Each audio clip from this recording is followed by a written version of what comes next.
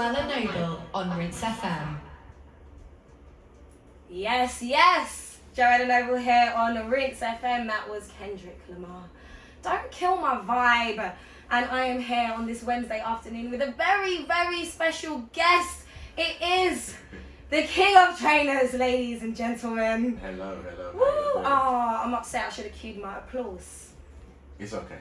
You know, okay. Next time, It's next alright. segment, we come back, you get a proper greeting, a proper applause. I appreciate that. Thank you. No problem whatsoever. I mean, you are royalty.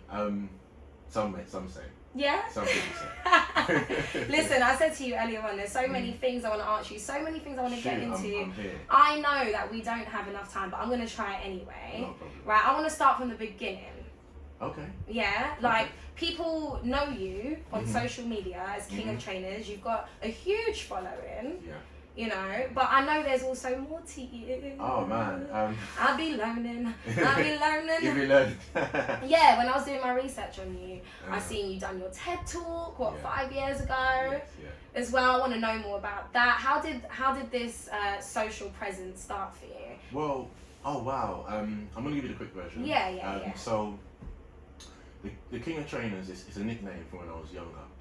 So I used to, I grew up in North London, and I used to go to the States every year and bring back pairs of trainers, and this was before the internet. So you used to bring back the exclusives. Correct. From time ago. Correct, yeah, Okay, yeah. I see. But you know what it is? Back then it was really just more country exclusive. So it wasn't like, how it is collaborations now. Yeah. It's just that if something comes out in the States, it wouldn't come here for like maybe 6 months later or a year later. Yeah. So that's kind of how I got my nickname. So in school, like a lot of the people come like after, like every summer holiday, they'll come to my class and be like, "Where's Frankiln? What's he wearing?" And yeah, it's just a nickname, just local really, to be fair. So it wasn't really like it is now, you know. And then fast forward, I purchased the King of Trainers in the late '90s, the domain name. Oh wow. And I tried to do it. I tried to do the website before then. Can I just say you're really smart? Thank you. We know, like, we need to delve into the smartness of all this branding, because I know you teach about branding as well. I did digital marketing as well. Yeah, we're gonna get into that in a minute. Yeah. So kind of fast forward, like I've done a lot of stuff in the sneaker scene and just footwear scene. I helped out a lot of people with their brands and their events and stuff. And then I registered the Twitter. And then when I registered the Twitter, one of my friends on Twitter says, Nike don't just do it, Alice on cost for nothing. Why doesn't a certain training store speak to the King of Trainers? Right, Yeah. And then it kind of got a bit crazy on Twitter. Okay. Because this certain store started to attack me. Yeah. Oh gosh, I Yeah. can just imagine. Yeah, and back in those days in Twitter, it was, I would say it's like around 2011, and I didn't have a big following on Twitter at all. Yeah. I don't even have like a big following there now, to be honest. But back then, if you had 10,000 followers, and they were a brand account, you were big. Like you were like, oh my god, I've got 10,000 people following me. I mean, can we just stop for a second? 10,000 people are a lot of people. It's a lot of people. We take it for granted, Yes, and because we're living in this digital age, we feel like, oh no, that we see all these other brands and people who have like hundreds of, I mean, you do have hundreds of thousands, to be fair. Yeah. So, in comparison to what you have now, 10,000 isn't a lot, but when you really break it down, that's 10,000 people. Okay, you might have a bit of bots. Yeah, Not it's true. few There's bots. a lot of people use bots. Maybe like 200, 300 bots. But I'm saying, like, in real life, that's a lot. No, it's more people than I know. Do you get what I mean? Exactly, So it was a lot. And back in the Twitter days, it was, I mean, the account, being a brand account, they started to attack us, like really attack me on Twitter. Wow. And then what were they saying to you? Just like, who's this imposter? Why has he got the name? Oh Stuff like that. And you were just doing you. You were being your natural self. Yeah. And then like they blocked us on Twitter. Wow. Then about 2 weeks later, they sent me a legal cease and desist. Saying that I've infringed on their trademark and whatnot, and it got a bit crazy. So I basically I wrote to their lawyers and I said, look, like I'm willing to work with you guys. And the lawyers, smart. Real smart. Yeah, the lawyers were like, we don't want to work with you. Our client doesn't want to work with you. Blah blah. You've got like basically 10 days to comply before they send you to court. So in that time, I done some research. I paid a few people about like law and stuff, but I really kind of learned everything I knew about trademark law. Right. And there was a few loopholes that I kind of found. Ooh. So then I phoned up their lawyers, and then I said, I said to the King of Trainers on the phone, and it was a female lawyer. She got really upset. She was like, "You can't say that name. This is just too hilarious, blah blah."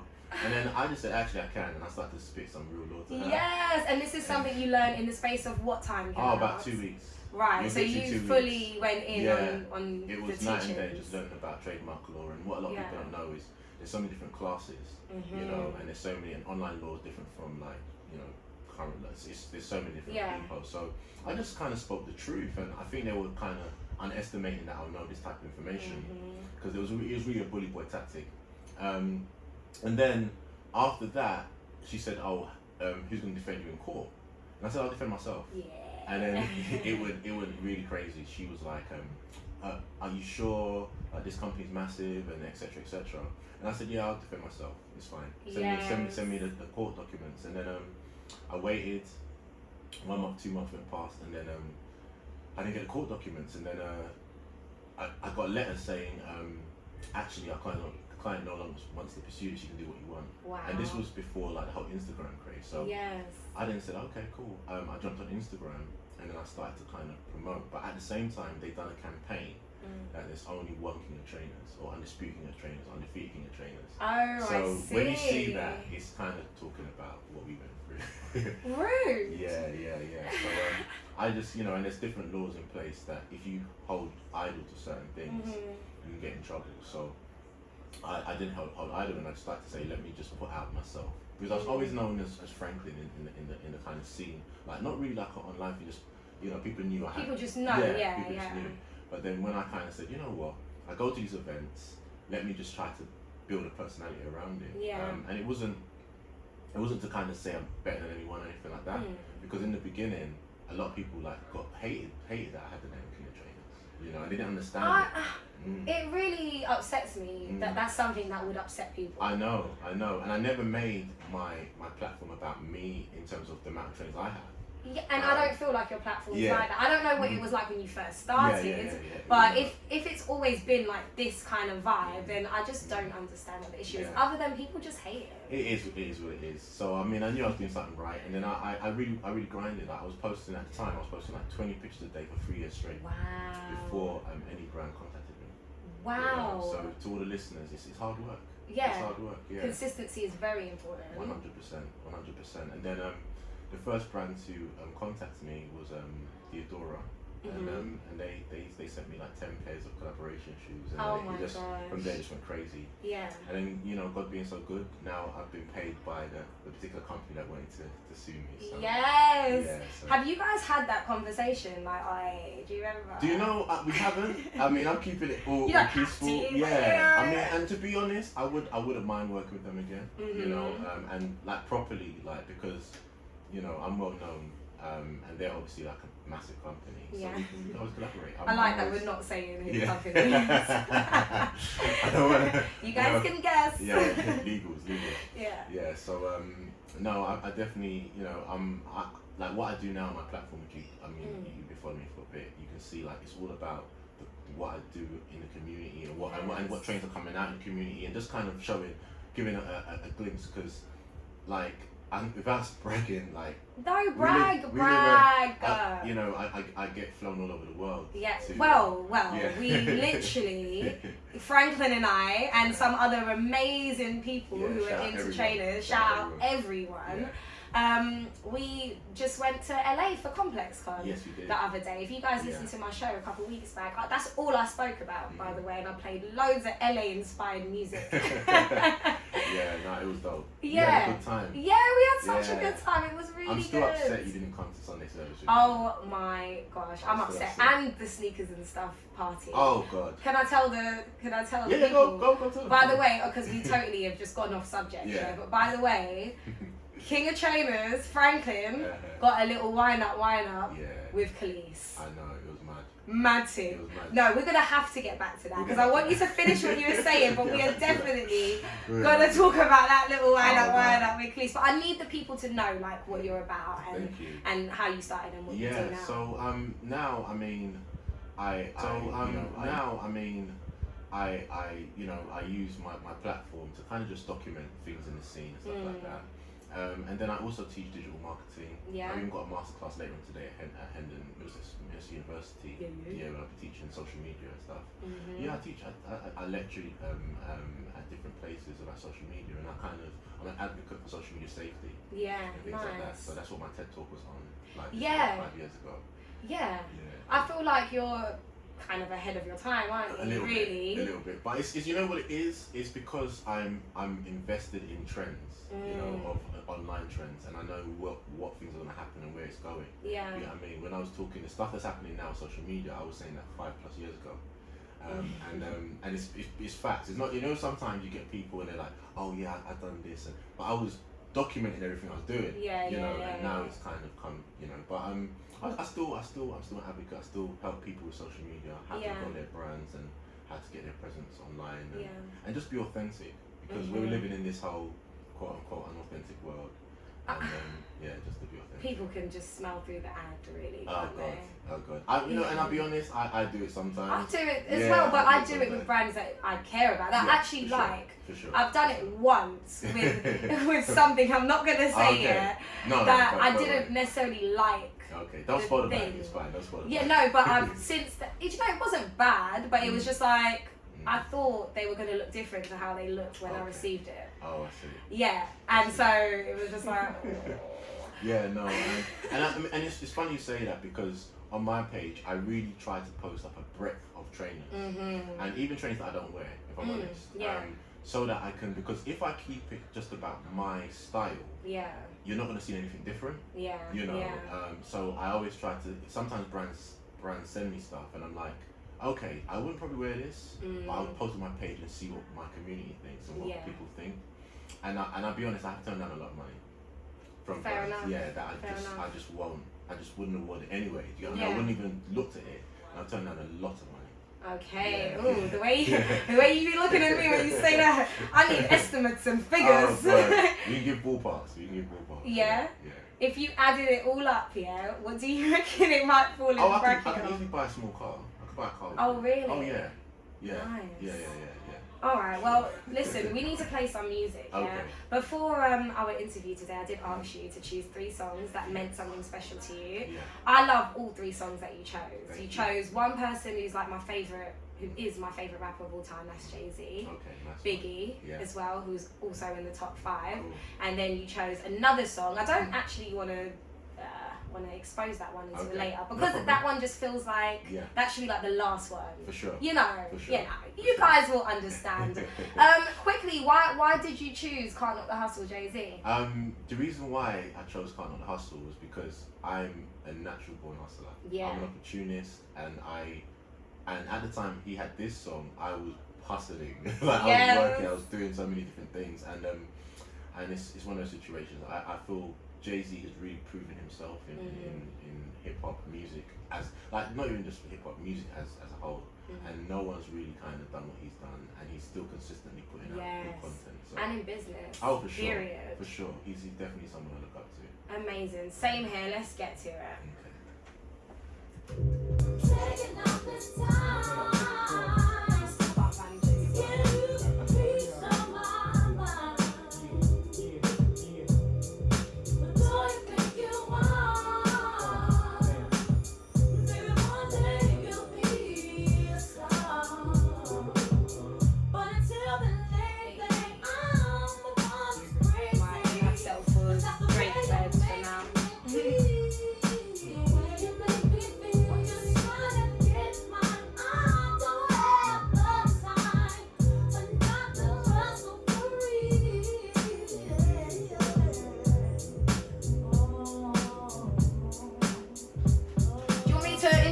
King of Trainers. Sorry? Do you want me to introduce you as King of Trainers? Yeah, so Frankiln King of Trainers. Frankiln King of Trainers. Yeah.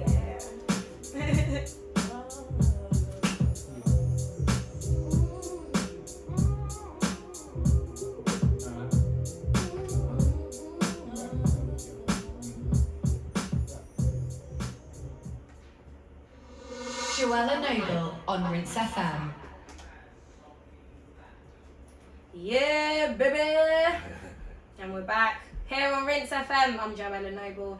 That was Jay-Z featuring Mary J. Blige, Can't Knock the Hustle. And I've got a very special guest in the studio with me today. It is Frankiln, King of Trainers. Yeah. Woo! Again, I forgot the applause. You did. It's okay. Woo! Thank you. It means I'll more, remember it next time. It means more when you're putting your hands together. Oh, no, it really upsets me that I keep on forgetting that I'm actually gonna just put it in now. Let's go. Okay. Frankiln, King of Trainers. Thank you. You deserve it. Thank you. You actually deserve it. Anyway, so before the break, we touched on our trip to LA. Yes, we did. Yeah. Mm. And sneakers and stuff party that you went to. Yes. You and Chris. Shout out Chris. Yeah. Word on the feet. Word on the feet. He's somewhere in, I think, Miami or Jamaica. Why is he always traveling and not bringing me with him? He does a lot. He does a lot. He's very inspirational. You know? Yeah. He does. He's a lawyer as yeah, well. lawyer. He's a human rights lawyer, right? Yeah. So when people get trapped in a place like Guantanamo Bay or they have injustice in their trial, they call him. He's Oh like, my gosh. he's like Superman. He's like, you call him, like you said, the bat signal. Oh my Chris gosh. comes, he gets on a plane and he comes to deal with it. So just for you guys who don't know who we're talking about, this is a human being who has a sneaker blog Yes. called Word on the Feet, and also he is a human rights what did you say? Yeah, human rights investigative lawyer. Yeah. So he goes into the trenches. So you know, there's some people they sit in offices and stuff, but Chris, he goes into the trenches. Yeah. Like he speaks to he investigates the problems. Yeah. Amazing. Oh, so inspirational, honestly.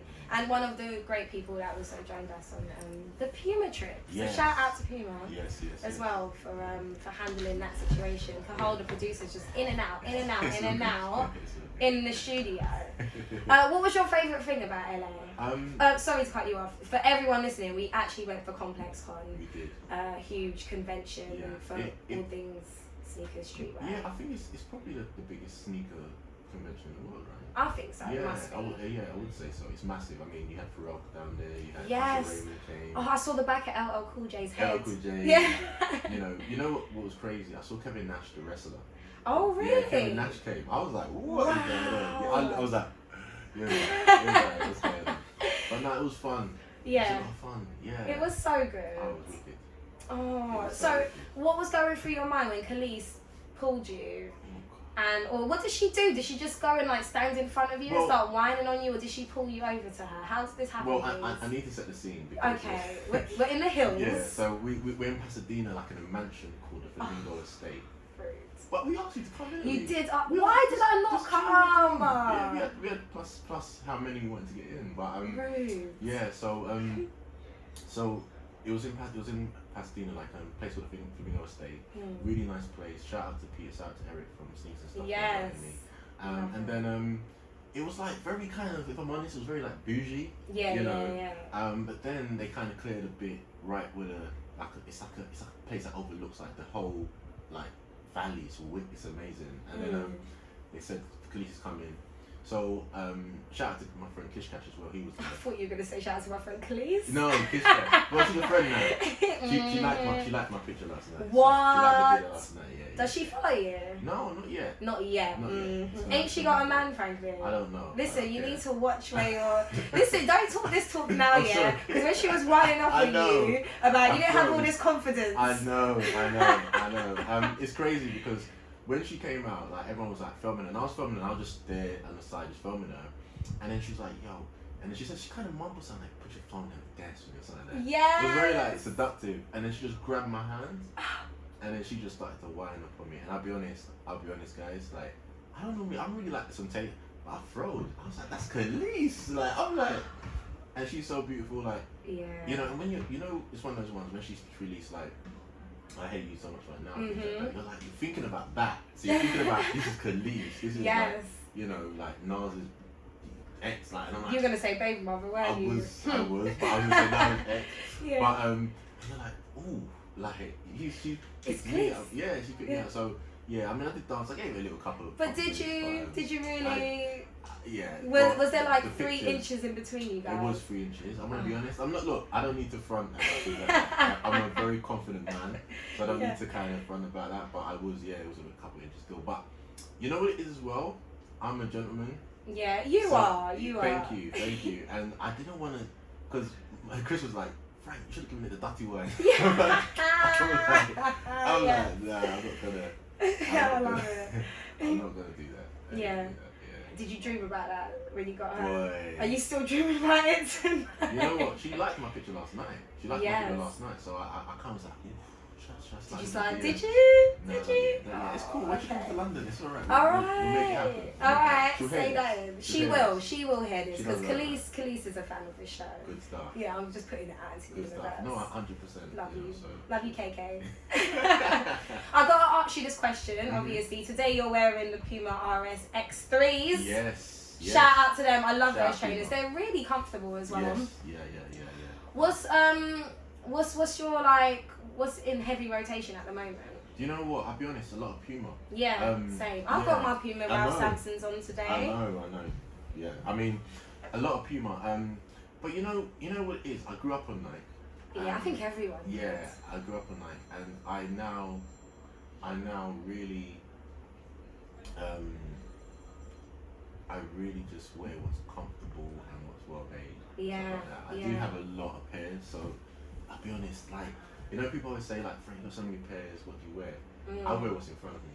And it sometimes you forget like what you have. Yeah. And it's like, oh right. Yeah, I wear what's in front of me, and I try my best, and I pick the places I go, and I try my best, but it's difficult to be like, oh, I want to pull up this, because I've got like I've got an office, I've got storage, I've got a massive room, massive room. My house is full. Just a sneaker room. Just a sneaker room. How many, if you had to just pick a number? Count. I know you don't count, but how many count. do you think you've got? Know. I mean, I'm not in the big leagues though. Yeah, that's okay. Oh, listen, whatever number you say, I don't think there should be any judgment, right? Because we sell trainers, we don't want to just like buy every single trainer. I know you get gifted loads of them as well. A lot. When you know, before my IG fame, I would say, I didn't count, but I remember I was moving one time and I had about, it was over 600-700 pairs at that time. But then I sold a lot. I'll be honest, I sold a lot. I went through a bad time. I sold a lot, but yeah, I have a lot. Damn. I have one for every single day for the next couple of years. If I really want to do that, yeah. I mean, that's a lot. It's a lot. It's more than I need. So we give a lot to charity.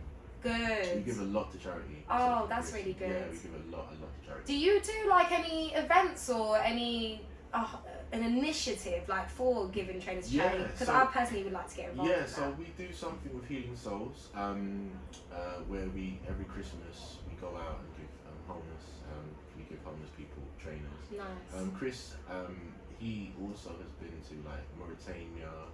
He's been to Morocco. He's been to the jungle when they had it in France. He's been he's been to Haiti. He's been to Jamaica. Nice. I personally donate loads of trainers to Ghana. Yeah. And then we've got the company I work with. In Plus, we support something called Resold. As well, where we give them socks and stuff. And this gentleman he gives stuff to people in unfortunate places as well. Nice. You know? Good. I love your sense of community. Oh, for sure. I think in a industry where it's so consumer based, like what we talk about, and you know, it seems so materialistic, really, and it can be like that. You know, and I love fashion, and so my conscience sometimes is like, you know, it's really hard to find a balance between really like enjoying fashion and enjoying the new stuff that's come out, but also like showing that other things matter. It's not just about, you know, what you buy, and you know, it's not even about how much money you have. To me, it's just an expression. That's really what I find special about it, and like the story that's behind these trainers. Now I want to go on to your second song that you chose. B.I.G. Juicy. Tell me the reason behind that. Do you know what? Juicy is like my favorite song. It's my pickup song. Like when I first heard that song in the 90s, it just gives me goosebumps. Like it's a real good song. Like, you know, and it is like, let's be honest, like it's one of those songs. It's become like a hip hop version of Candy. that everyone knows the name, everyone knows the word, Yes. everyone gets that same feeling. Yes. Do you know what other song does that in R&B? Go. This Is How We Do It. True. It really, True. like, it's a bit. Yeah, true. like, even though sometimes you might not even want to, because it's like, but it's so overused, it might be like cliche or corny, no, but it's not. It's not. It's still a banger. It's still a banger, and you can still play it today in any club, you know, and people still get that same. Yeah, you know, like, hey. Alright, we're gonna go on to Juicy, and when we get back, I think we're gonna chat about this digital marketing that you do, and you know, maybe give the people some pointers. Oh, for sure. Yeah. Okay. Let's go. Yeah. This album is Lovely. Yeah.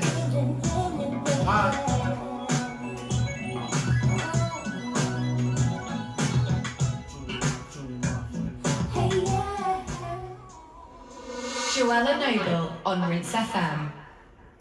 Yes, that is me, Joelah Nobel here on Rinse FM. That was B.I.G. Tune is called Juicy. And I'm here with a very special guest by the name of Frankiln, King of Trainers. I'm here. Thank you so much for joining me today. And Thank guess you what I inviting me. didn't forget? I appreciate you. I appreciate you. I appreciate you. You deserve it. Thank You you. deserve it. Thanks again for coming. I really enjoyed speaking to you. It's gone so quick. No, thank you. Yeah. Thank you. Thank you. Well, we only got like 8 minutes left. Okay. But what I really want the people to hear today is just a few tips on your digital marketing. Is that digital branding? Yeah. Marketing? Well, yeah. What- Digital it's all the marketing. same thing, right? Yeah. Oh, yeah, it's all the same thing. Yeah.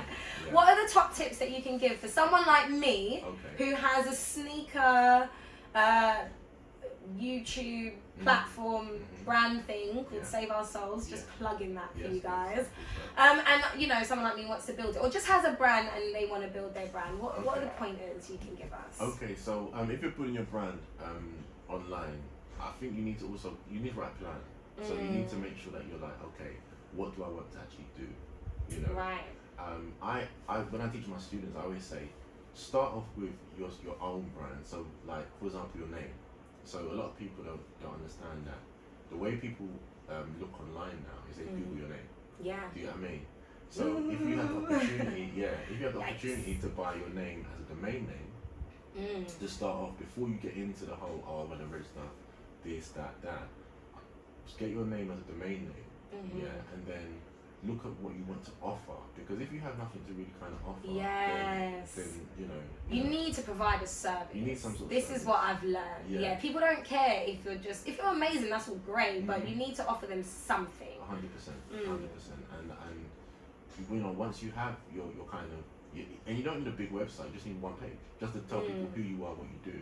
You know, I have my King of Trainers stuff, but I also have my Frankiln Boateng brand, which is probably, you know, in terms of more financially powerful for me, because when people Google Frankiln, they see my TED talk, they see all the stuff I've done away from trainers. Yeah.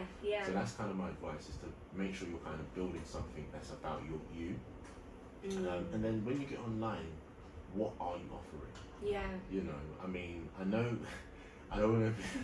there's some very pretty people out there, and they can post their face and their, you know. But there's so many. Yeah, and they get so many followers for it. But at the same time, you have to give something. Like what is the service you're doing? What you're providing? What information are you giving? Yeah. You know what I mean, you know.